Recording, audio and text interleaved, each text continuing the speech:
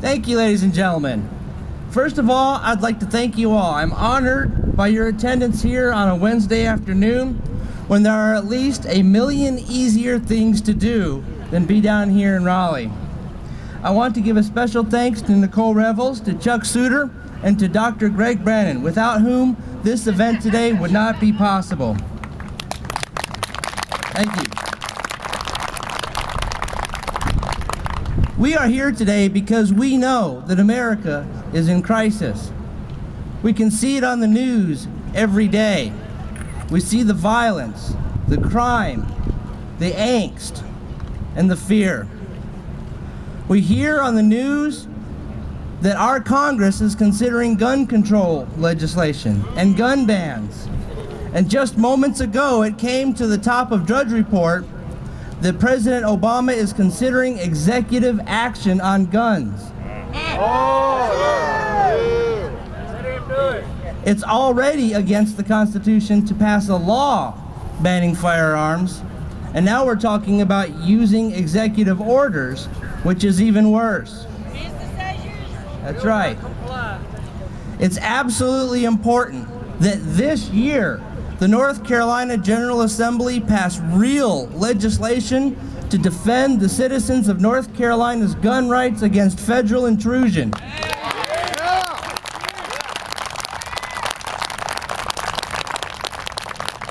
It is critically important that this year we pass a North Carolina Firearms Freedom Act to protect our right to bear arms against federal intrusion.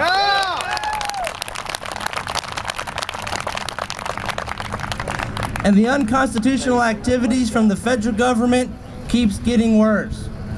We've seen the Congress pass the National Defense Authorization Act, including indefinite detention for American citizens without trial and without going before a judge. The United States Constitution does not allow Congress to suspend habeas corpus. It does not allow them to put you in jail without seeing a judge. And we're going to fight to restore habeas corpus in the Constitution in the United States.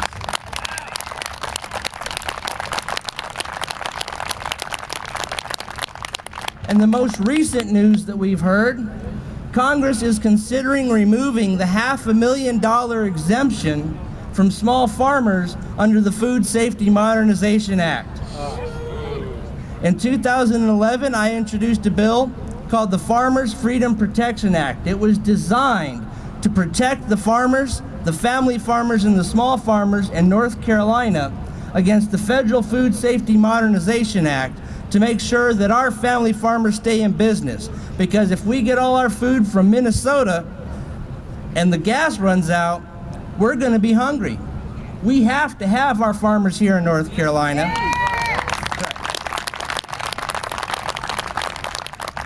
And now that the federal government is tightening down on regulation, they want to regulate every piece of fruit and vegetable that come out of your garden, and it's time to say no. Enough is enough. But despite this crisis, ladies and gentlemen, today we have real hope. We have a Republican supermajority in the North Carolina State House. We have a Republican supermajority in the North Carolina State Senate. And we have a Republican governor. For the first time in the history of North Carolina and the United States, the Republicans are in charge of every aspect of North Carolina. That's right, you did that.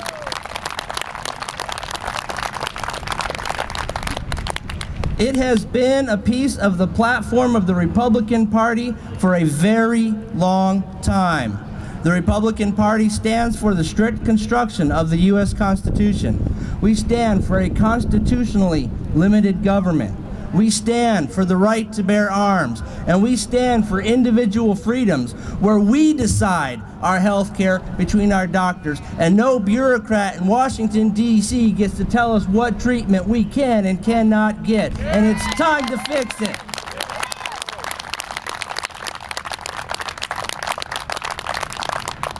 The people of North Carolina have spoken, and we have spoken loudly. By electing huge Republican majorities to the General Assembly, we have told them to protect us, the citizens of North Carolina, from federal overreach. Protect us from gun bans and from taking over our health care. Protect us from over-regulating our food supplies until our food runs out and we might not eat. When our country was founded, the founders created our system of government such that the states were to stand up for what the interpretation of the United States Constitution. At first, what we did was the United States senators answered to the General Assemblies in the several states. Those are the people who chose them and elected them. So if the states had a problem with what Washington, D.C. was doing, they would go to their U.S. Senator and say, hey, you need to change the way you're doing business or you're not going back to the U.S. Senate next year. Well, because there were some scandals and they didn't know exactly how to deal with it, they passed the 17th Amendment, which made the election of United States Senators popular election. What this did was it removed an important check and balance between the federal and state government. This was an unintended consequence. But what it has done is in 1925, the entire volume of U.S. Code fit into a single book this big. Since we have unfettered the federal government and removed the restraints of the Constitution, today the U.S. Code does not even fit on 10 multiple level bookshelves as far as you can reach. No one person could even read the entirety of U.S. law, much less understand it. Now, how are we supposed to be law-abiding citizens when not one of us here can actually read the entire U.S. Code from beginning to end? It can't be done. One gentleman has theorized that American citizens today commit an average of 3 felonies a day. That's right, because there's a lot of crazy things that you wouldn't believe are felonies. It's a felony to own the wrong type of African violet, and if you're caught with it, you can go to jail. A flower has absolutely no effects. These are because of the laws that have been passed by Congress in order to serve the special interests, in order to get themselves reelected. It's time to put the people of America and the people of North Carolina ahead of our politicians, ahead of their election efforts, and ahead of the special interests, and restore the Constitution today.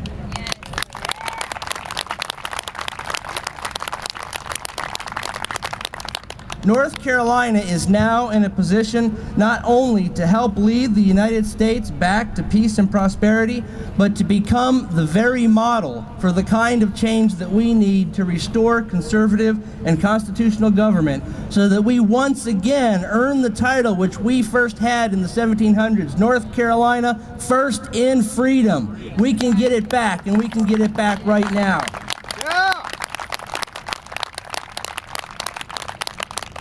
The several state legislatures have a positive duty to protect their citizens from the federal overreach of power. So I'd like to address the newly sworn members of the General Assembly right now. We are here to work with you, not against you.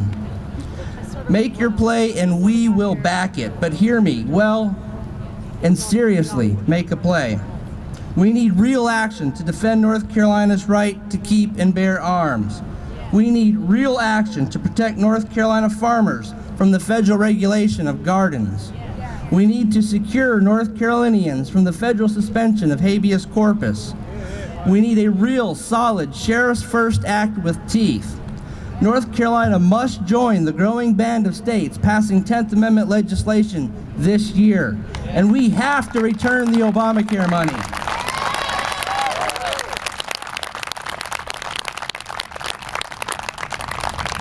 We are all here as citizens of the great state of North Carolina on opening day of the North Carolina General Assembly, not to strike out against the members, but to offer our support and our help.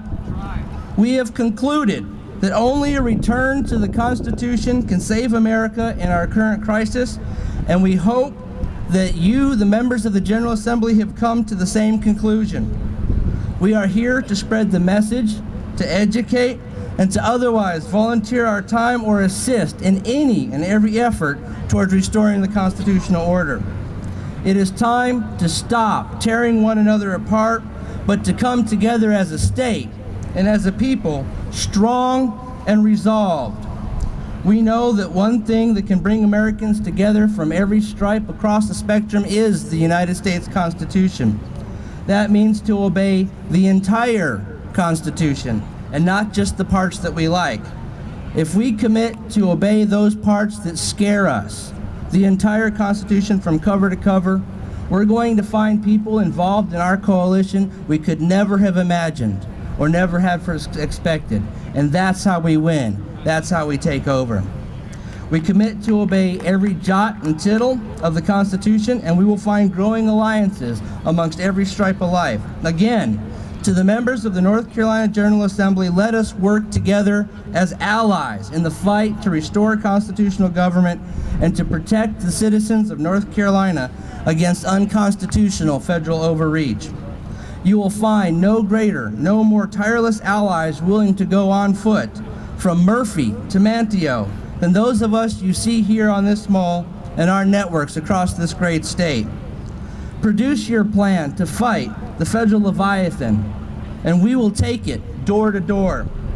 Connect with us, and we will help you craft a plan to fight the federal Leviathan and to restore constitutional government. But most of all, let not North Carolina be left silenced in the annals of history when historians study this critical age, this moment in time, 100 years from today. North Carolina must have a voice.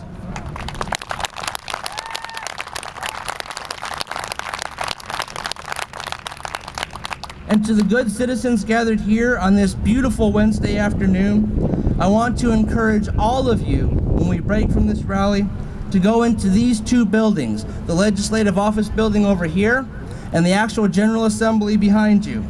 Find your State House representatives. Find your senator. If they've already gotten home, find out where their office is and learn it and know it and come back and visit them again. Let them know who you are. Let them know that you support reforms to restore constitutional government, that you mean it, and that you intend to keep an eye on them. And let them know that you will not rest until we have restored the Constitution of the United States. Right.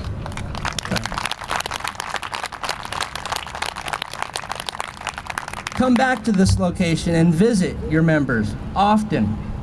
They will be here Tuesdays to Thursdays during business hours, and remind them that we mean to see passage of real, substantive reform designed to help rein in out-of-control government and to restore the constitutional order. On our side, we have seen the formation of a North Carolina Citizens Constitutional Caucus, which Sonia Holmes will be telling you about in a moment, and I hope that we will see the formation of a bipartisan constitutional caucus amongst the members of the General Assembly this year. We, the people gathered here today, are prepared to work with the members of the General Assembly hand in hand towards the restoration of constitutional government. In 2 years, we will work to assist those who have worked to restore the Constitution, and we will work to replace those who do not. Yeah!